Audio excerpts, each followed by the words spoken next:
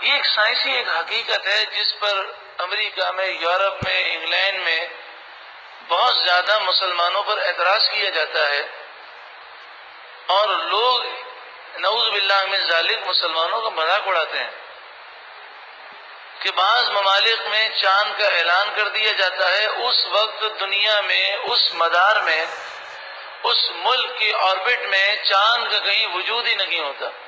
جیسے سعودی عرب میں پاکستان سے ایک دن پہلے، 2 دن پہلے چاند کا اعلان کیا جاتا ہے۔ سائنسی اعتبار سے کئی مواقع پر ایسا ہوتا ہے کہ چاند کا وجود ہی نہیں ہوتا، تو لوگوں کو ہنسنے کا موقع ہم خود اپنے ہاتھوں سے دیتے ہیں۔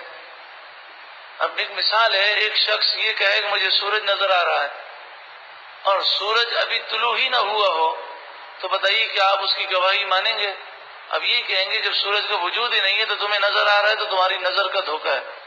تو سعودی عرب میں چاند دیکھنے کا نظام جو ہے، اس میں بہت زیادہ نقص پایا جاتا ہے، اور آئے دن یورپ میں، امریکہ میں کتابیں شائع ہوتی ہیں اور وہ مسلمانوں کے نظام کا مذاق اڑاتے ہیں۔ تو یہ اصل میں سعودی عرب کے نظام میں خامی ہے۔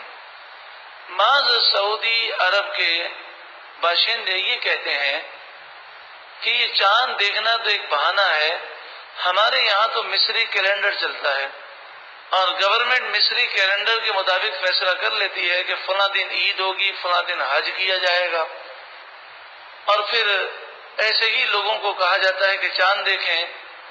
ایسے ایسے لوگ ہیں جو کہتے ہیں کہ 28 30 سال ہمیں سعودی عرب میں ہو گئے، ہم نے بڑی بڑی اونچی بلڈنگوں پر چڑھ کر چاند کو دیکھنے کی کوشش کی ہے، آسمان بالکل صاف، لیکن زندگی میں ہم نے کبھی بھی چاند کو دیکھا نہیں ہے۔ تو یہ چاند کا کیسے فیصلہ کرتے ہیں، یہ اللہ کی بہتر جانے۔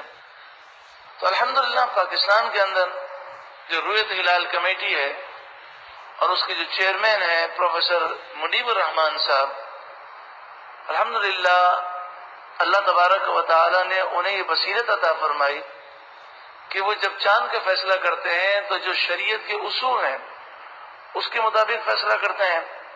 بعض لوگ یہ پریشر دیتے ہیں جناب سعودی عرب کے اندر چاند ہو گیا، تو اب آپ بتائیں کہ اگر کسی ملک کا قاضی ہو حکومت کی طرف سے جسے مقرر کیا گیا، شرعی اعتبار سے وہ چاند کے شواہد نہیں پاتا، تو وہ اگر فیصلہ کر دے گا تو وہ گناہگار ہوگا۔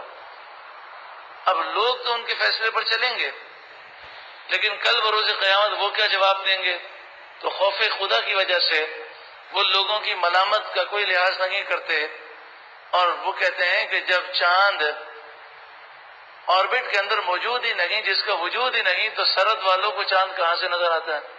اور پھر آپ یہ کہتے ہیں کہ جن کو چاند نظر آیا ہے وہ آ کر گواہی دیں، تو کوئی آ کر گواہی دینے کو تیار نہیں ہوتا۔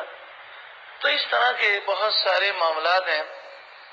رؤیت ہلال کمیٹی کا جو مسئلہ ہے اور چاند کے جو مسائل ہیں، عام طور پر عوام کو اتنی معلومات ہوتی نہیں ہے، اور ٹی وی پر اس مسئلے پر اداکاروں کو، فنکاروں کو، سیاستدانوں کو، ڈاکٹروں، انجینئروں کو بٹھا کر بحث کی جاتی ہے، حالانکہ انہیں ان مسائل کے بارے میں کچھ بھی علم نہیں ہوتا۔